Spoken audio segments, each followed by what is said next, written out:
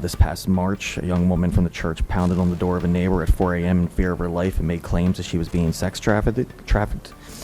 We have been to this location since 2019, 57 times, 45 law enforcement responses, 12 fire and EMS responses.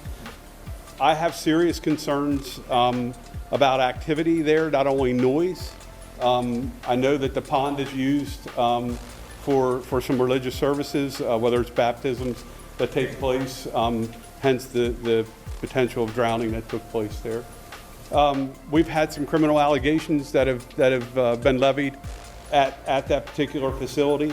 The criminal allegations have not been substantiated, primarily because witnesses and victims became uncooperative. As the sheriff of this county for 12 years, I've never approached this board to disagree with the project or oppose the project. This is the first time in 12 years that I'm coming before the board saying that I oppose this project for a number of reasons. And if anybody from the commission wants to do an MPIA, I'll be more than happy to give them the reports that were generated from this particular facility. There's a tremendous community impact for a religious establishment that doesn't welcome the community.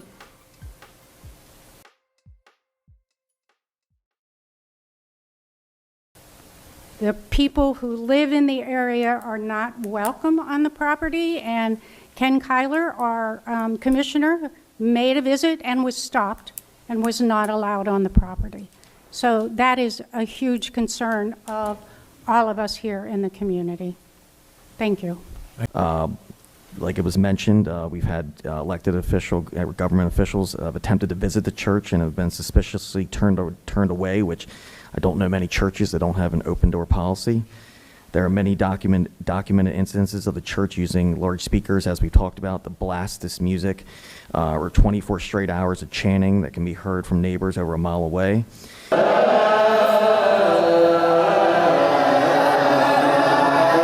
And finally, the church has been busted multiple times for allowing construction to take place without having the required building permits from the county.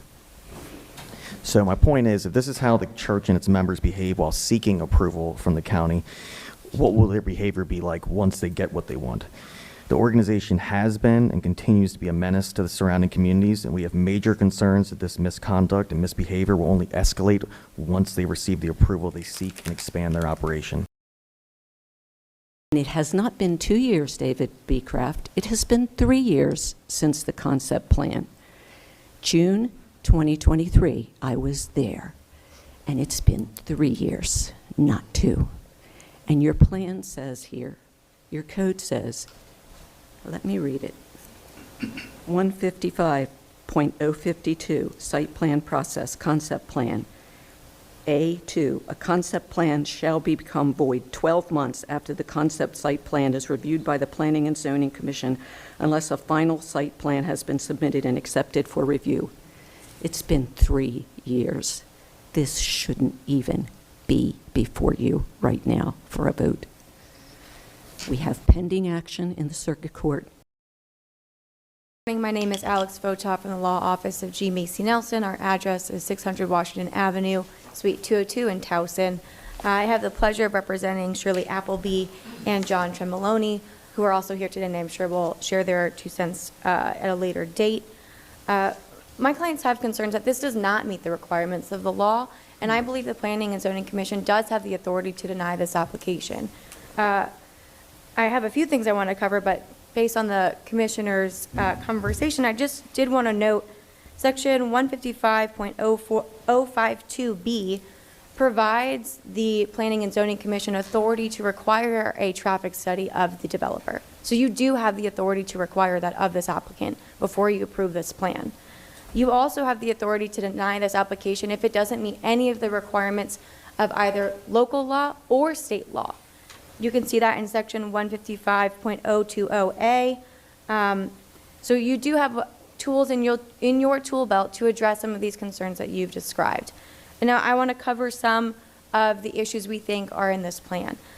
First, I don't believe it should be grandfathered under the previous zoning ordinance. I believe it should be subject to to the conditional use requirements. I don't believe a resolution is sufficient to exempt it from the conditional use requirements. Turning to the forest conservation plan, this got smoothed over briefly. There is a variance requested by this applicant to remove specimen trees. And the applicant does not meet the unwarranted hardship requirement for that variance application. The applicant has to show that they would be prevented from developing their property without the variance. This applicant has 25 acres on this site that are completely, I would say probably about 20 acres, are completely unburdened with natural resources. The applicant also owns the 2 adjacent parcels to the north, totaling approximately, if I remember correctly, somewhere between 70 and 90 acres of unburdened property. The applicant is choosing to locate the proposed development on top of specimen trees. It could relocate this property or the proposed development to another portion of the property, not needing a variance. Therefore, the applicant has not satisfied the requirements for a variance, and the application should be denied on those grounds. There's also impacts to water resources that should require a variance that they have not applied for or received approval of. That's another ground to deny this application.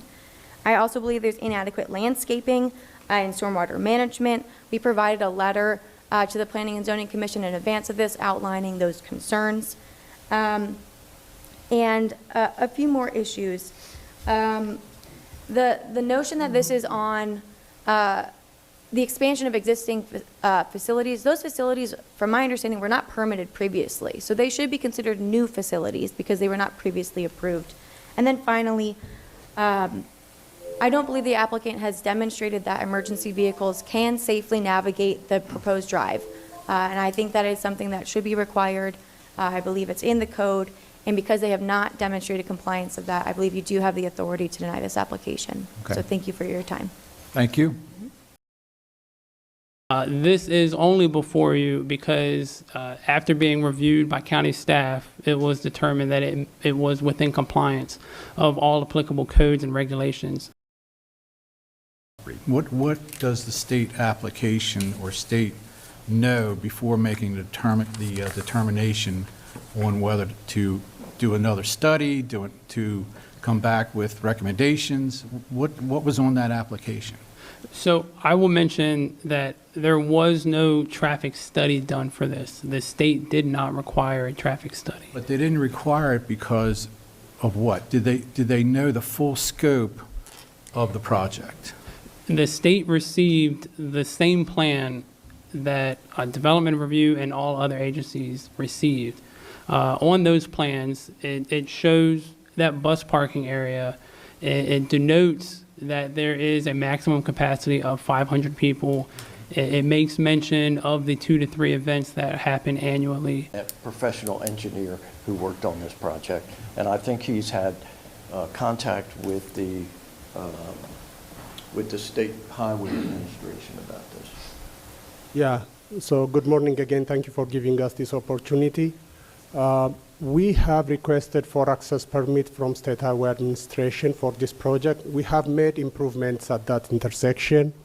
The required radius on both sides.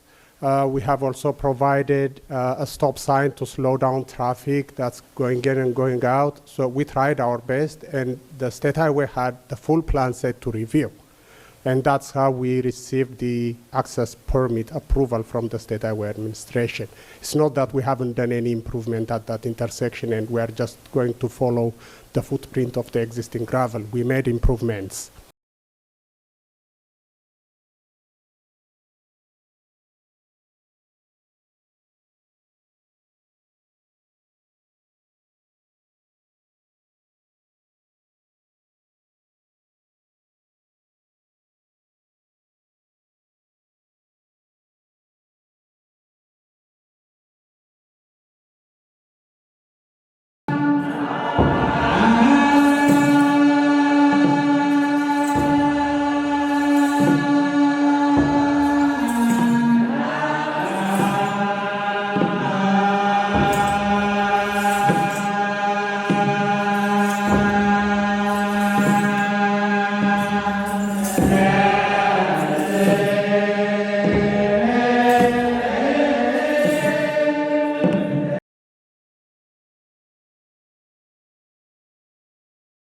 receive all of that information.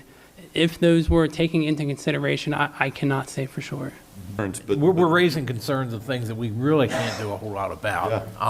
You know, these are things that are, you know, covered by other laws and other people than us. You know, we definitely have concerns. I don't know how we can bring these concerns to the state in future things, or if there's a problem down the road. They approved it, and, you know, a lot of people, you know, a lot of our more, well, it's just like the Mount Airy thing, you know, everything comes back to traffic, and it's concerning, but a lot of times we have no determination over that, so.